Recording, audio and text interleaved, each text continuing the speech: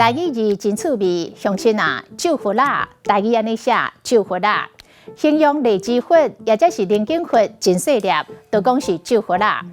荔枝有诶地头讲奶枝，有诶地头讲赖枝。讲这个荔枝，若是玉荷包的品种，或者是糯米荔枝，就定定会食到酒佛啦。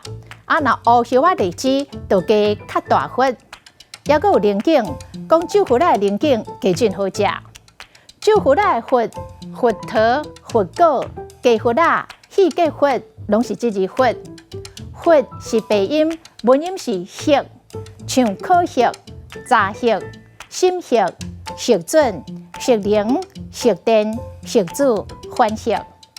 除了核甲核，还有一个音核。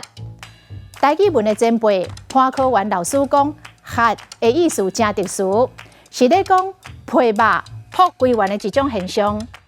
啊，核唔是瘤，无遐尼啊严重，像讲看核啦，就是淋巴结肿大。今仔日的台语字酒核啦，实在真趣味。